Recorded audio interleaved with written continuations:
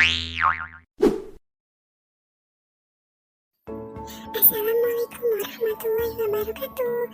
Selamat siang teman-teman semua. Hari ini kita akan belajar mengenai sejarah. Nah, perkenalkan nih squad kita hari ini. Oke, tanpa berlama-lama lagi, mari kita dengarkan pemaparan dari pemateri. Check it out. Hai, sebelum kita memasuki materi revolusi Prancis dan revolusi industri, mari kita ulas terlebih dahulu apa itu revolusi. Revolusi adalah perubahan sosial dan kebudayaan yang berlangsung secara cepat dan menyangkut dasar atau pokok-pokok kehidupan masyarakat. Jadi, revolusi adalah perubahan masyarakat, baik itu dalam hal sosial maupun dalam hal kebudayaan. Oke, sudah paham bukan apa itu revolusi? Langsung saja kita masuki materi, yaitu revolusi Perancis. Di tengah-tengah krisis keuangan yang melanda Prancis, Louis XVI naik tahta pada tahun 1774.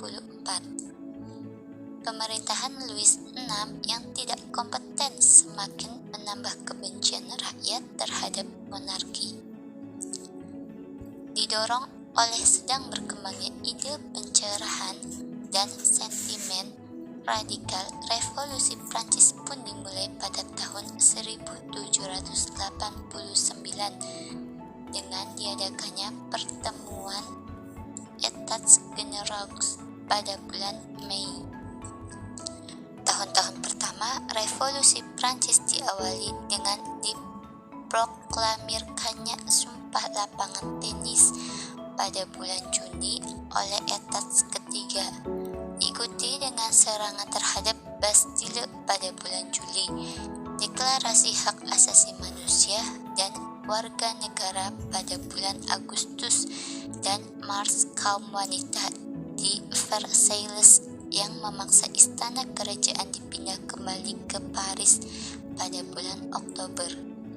Beberapa tahun ke depannya, revolusi Prancis didominasi oleh perjuangan kaum liberal dan sayap kiri pendukung monarki yang berupaya menggagalkan reformasi. Revolusi Prancis telah menimbulkan dampak yang mendalam terhadap perkembangan sejarah modern, pertumbuhan republik dan demokrasi liberal, menyebarnya sekularisme, perkembangan ideologi modern. Revolusi industri merupakan suatu perubahan besar yang cepat dan radikal yang mempengaruhi corak kehidupan manusia.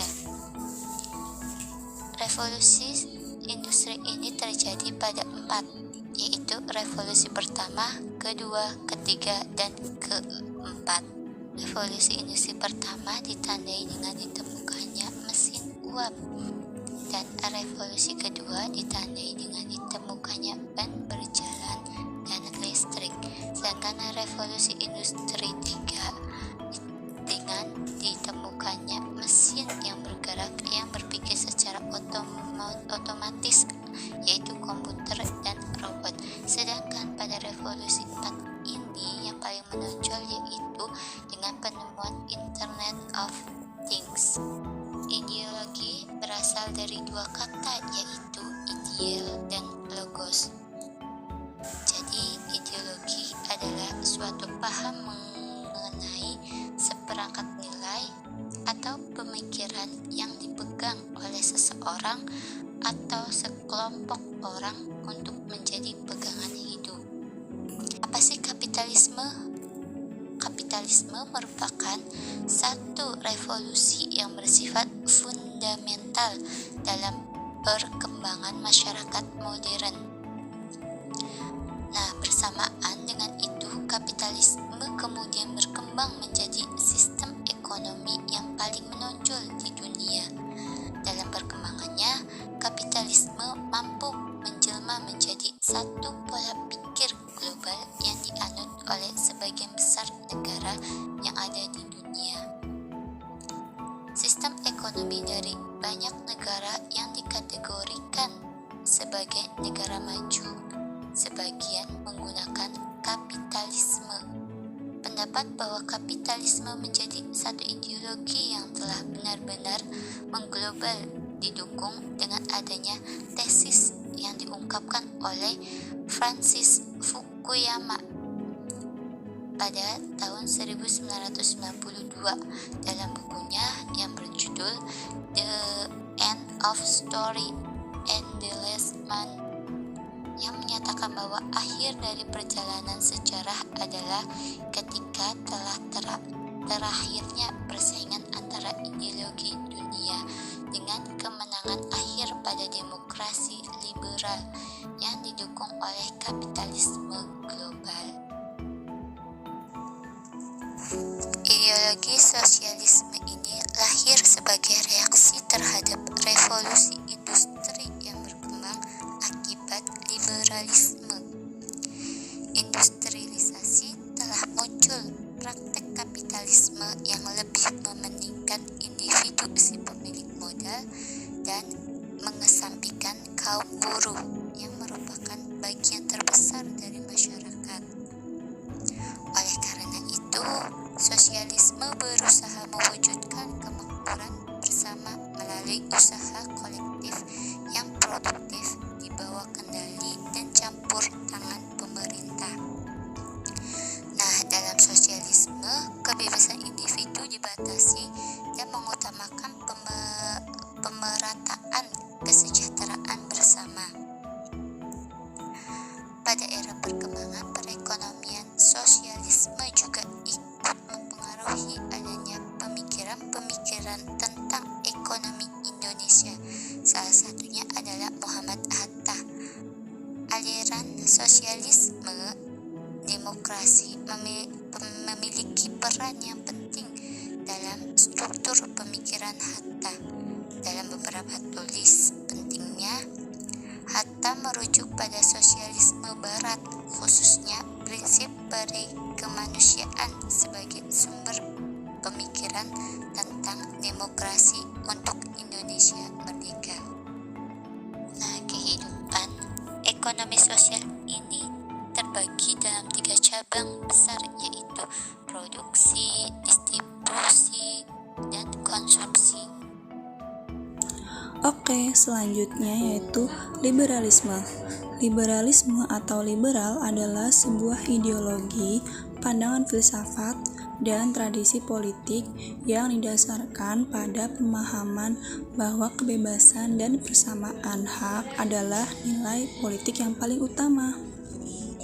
Secara umum, liberalisme mencita-citakan suatu masyarakat yang bebas, dicirikan oleh kebebasan berpikir bagi setiap individu. Paham liberalisme menolak adanya pembatasan, khususnya dari pemerintah dan agama. Ada 3 hal yang mendasar dari ideologi liberalisme ini, yakni kehidupan, kebebasan, dan hak milik. Pertumbuhan dan perkembangan perjuangan kaum liberal semakin nyata dengan munculnya golongan bourgeois di Prancis pada abad ke-18 yang menyuarakan liberalisme sebagai aksi protes terhadap kepincangan yang ada di Prancis masa itu. Golongan bourgeois berhasil mendekati rakyat untuk menentang kekuasaan raja yang absolut, untuk mendapatkan kebebasan dan kemerdekaan dalam bidang politik, ekonomi, dan agama. Dan yang terakhir yaitu demokrasi. Istilah demokrasi berasal dari 2 kata yang mengacu pada sistem pemerintahan zaman Yunani kuno dan disebut demokratia. Menurut artinya secara harfiah, yang dimaksud dengan demokrasi yaitu demos yang berarti rakyat dan kratos yang berarti memerintah atau pemerintahan yang dijalankan oleh rakyat. Demokrasi menyiratkan arti kekuasaan politik atau pemerintahan yang dijalankan oleh rakyat, dari rakyat, dan untuk rakyat. Pada waktu itu, dilihat dari pelaksanaan demokrasi yang dipraktekkan secara langsung, rakyat membuat keputusan-keputusan politik yang dijalankan secara langsung oleh seluruh warga negara yang bertindak berdasarkan prosedur mayoritas. Dalam perkembangannya, telah mengalami 2 kali bentuk transformasi demokrasi, yakni transformasi demokrasi negara kota di Yunani dan Romawi kuno pada abad ke-5 sebelum Masehi, serta beberapa negara kota di Italia pada abad pertengahan, dan transformasi yang terjadi dari demokrasi negara kota menjadi demokrasi kawasan bangsa, negara, atau negara nasional yang luas. Selanjutnya kita beralih ke materi mengenai perkembangan masyarakat Jepang sejak Restorasi Meiji. Apa sih Restorasi Meiji? Restorasi Meiji atau Meiji-shin dikenal juga dengan sebutan Revolusi Meiji atau Pembaruan Meiji. Ini adalah serangkaian kejadian yang berpuncak pada pengembalian kekuasaan di Jepang kepada kaisar pada tahun 1868.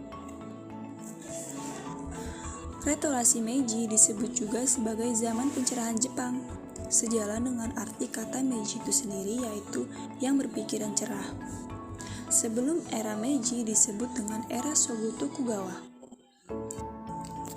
Pada era ini menjalankan pemerintahan Jepang dengan cara diktator dan turun-temurun selama 264 tahun. Bersamaan dengan cita-cita dari Restorasi Meiji, pengaruh Barat perlahan mempengaruhi tatanan hidup dari masyarakat Jepang. Karena kuatnya dorongan dari Restorasi Meiji, menyebabkan banyaknya penyerapan dari budaya Barat yang kemudian disesuaikan dengan budaya Jepang. Perubahan kehidupan masyarakat Jepang terlihat pada masyarakat kota.